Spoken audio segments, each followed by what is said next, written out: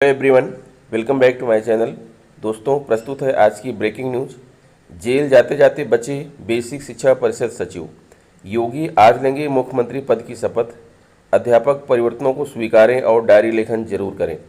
1 अप्रैल को पीएम छात्रों संग करेंगे परीक्षा पर चर्चा। योगी कैबिनेट 2.0 सबको साधेगा। केशव प्रसाद मौर्य और डॉक्टर दिनेश शर्मा फिर बन सकते हैं डिप्टी सीएम। यूपी बोर्ड परीक्षा केंद्रों पर तलाशी में पकड़े गए साल भर। सेवानिवृत्त कर्मचारी को जारी कारण बताओ नोटिस पर रोक। टीटी की तर्ज पर मदरसा शिक्षकों के लिए होगा एमटीईटी। आइए देखते हैं दोस्तों खबरें विस्तार से। जी हाँ दोस्तों, आप देख पा रहे हैं खबरें विस्तार से किंग्समैन है यूट्यूब चैनल पर। जेल जाते जाते बच्चे बेसिक शिक्षा परिषद सचिव। चेतावनी पर शिक्षिकाओं के अंतर जनपदीय स्थानांतरण आदेश लेकर पहुंचे सचिव। यह था मामला।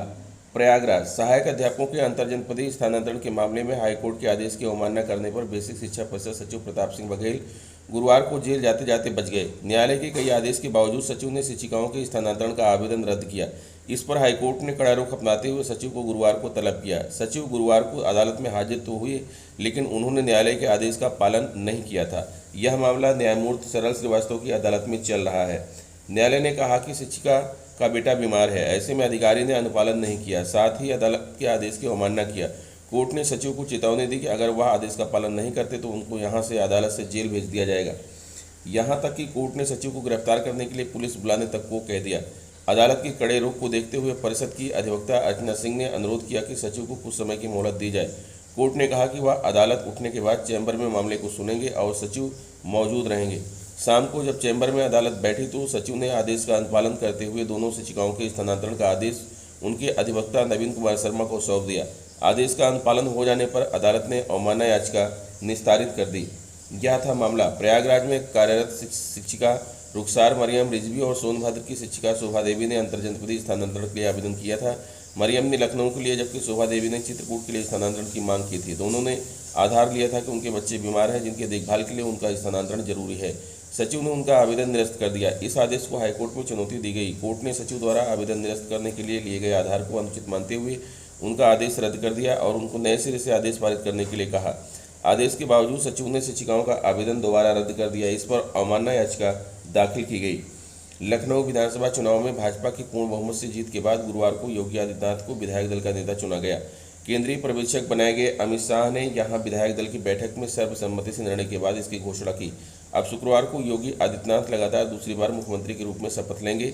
इस निर्णय और मार्गदर्शन के लिए प्रधानमंत्री नरेंद्र मोदी व शाह का आभार जताते हुए योगी ने भरोसा दिलाया कि मेहनत और ईमानदारी से दायित्व निर्वहन का प्रयास करेंगे।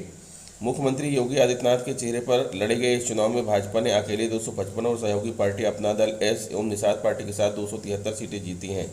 चुनाव अभियान शुरू होने के साथ ही तय हो गया था कि पार्टी योगी को ही दोबारा मुख्यमंत्री बनाएगी।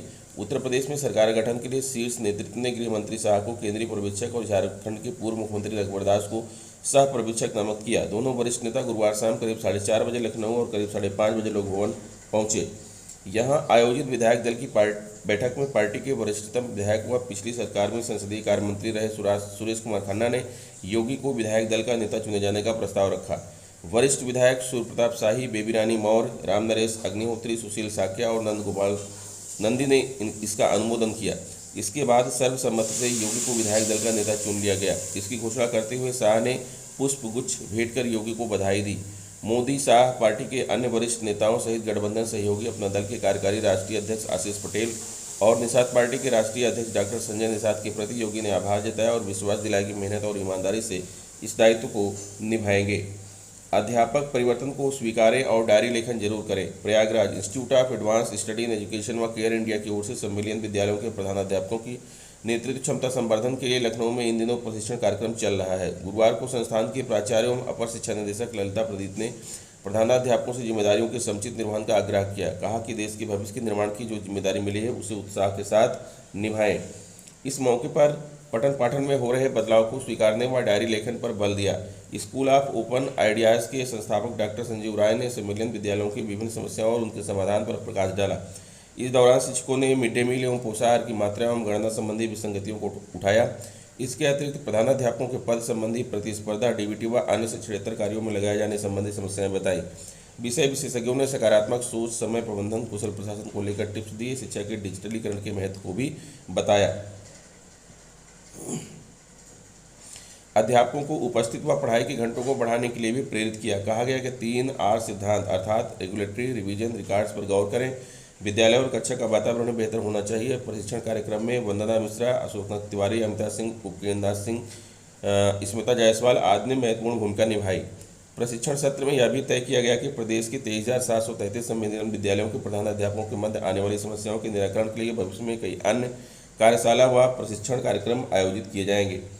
नई दिल्ली 10वीं और 12वीं बोर्ड सहित दूसरी अहम प्रतियोगी परीक्षाओं से पहले प्रधानमंत्री नरेंद्र मोदी एक बार फिर से छात्रों को परीक्षा के दौरान होने वाले तनाव को दूर करने का मंत्र देते दिखेंगे। यह चर्चा अब 1 अप्रैल को नई दिल्ली स्थित तालकटोरा स्टेडियम में होगी। इसमें छात्रों के साथ शिक्षक और अभिभावक भी शामिल होंगे। कोरोना संकट के चलते पहले इस चर्चा को पिछले साल की तरह वर्चुअल ही रखा गया था, लेकिन कोरोना की स्थिति में तेजी से हुए सुधार के बाद शिक्षा मंत्रालय ने इस चर्चा को पहले की तरह आयोजित करने का ऐलान किया। शिक्षा मंत्रालय ने गुरुवार को पीएम मोदी की छात्रों के साथ परीक्षा पे चर्चा की तारीख घोषित की, जिसमें छात्र पहले की तरह पीएम के साथ बैठकर परीक्षा और पढ़ाई से जुड़े विषयों पर सीधे सवाल पूछ सकेंगे। पीएम मोदी की छात्रों के साथ परीक्षा पे चर्चा करने की शुरुआत 2018 में हुई थी।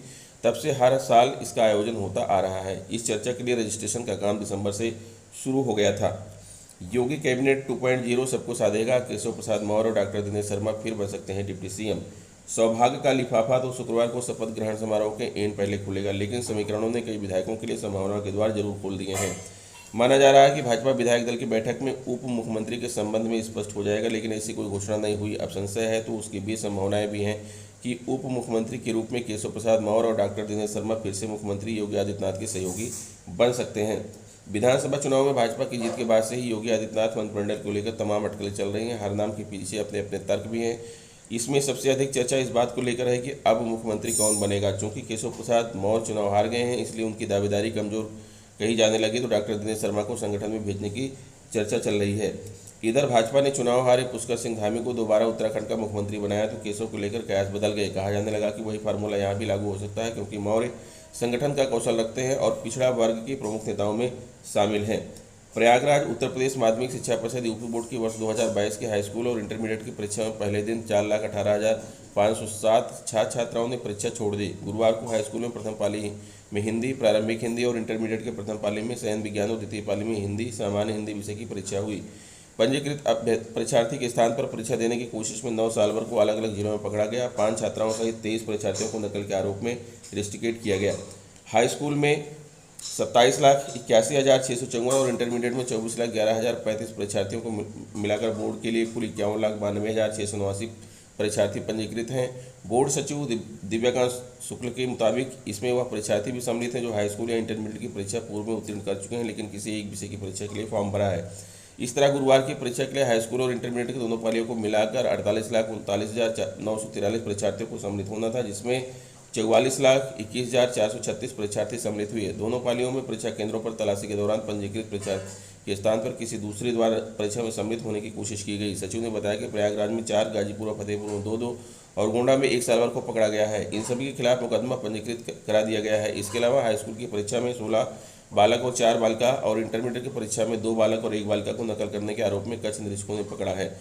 लखीमपुर और सीतापुर जिले से परीक्षा के संबंध में बोर्ड को सूचना देर शाम तक नहीं उपलब्ध कराई गई थी। प्रयागराज इलाहाबाद हाईकोर्ट ने British India corporation limited Kanpur company के सेवानिवृत्त कर्मचारी के खिलाफ विभागीय कार्रवाई पर रोक लगा दी है। कोर्ट ने भारत सरकार के अधिवक्ता को 4 हफ्ते में जवाब दाखिल करने का समय दिया है। मामले में अगली सुनवाई 23 मई को होगी।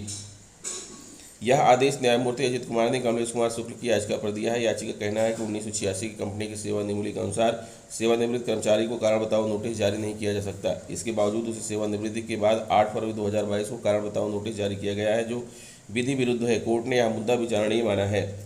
टीईटी के तर्ज पर मदरसा शिक्षकों के लिए होगी एमटीईटी। टीईटी के तर्ज पर मदरसा शिक्षकों के लिए एमटीईटी। मदरसा बोर्ड ने मदरसा शिक्षा की गुणवत्ता बढ़ाने के उद्देश्य से योग्य शिक्षकों के चयन के लिए शिक्षक पात्रता परीक्षा टीईटी के तर्ज पर मदरसा शिक्षक पात्रता परीक्षा एमटीईटी लागू करने का निर्णय लिया गया।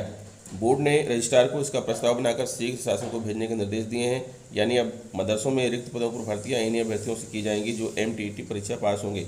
वर्तमान में करीब 550 मदरसा शिक्षकों के पद रिक्त हैं। एमटीईटी के लागू होने से भर्तियों में भाई भतीजावाद के आरोप भी नहीं लगेंगे। तो दोस्तों, ये रहा आज का ब्रेकिंग न्यूज़। आशा करता हूँ वीडियो आपको अच्छी लगी होगी। अगर वीडियो अच्छी लगी है तो प्लीज़ मेरे चैनल को सब्सक्राइब कर लीजिए, बेल आइकन को प्रेस कर दीजिए। मिलते हैं आपसे नेक्स्ट वीडियो में कुछ नई जानकारी लेकर। तब तक के लिए नमस्कार।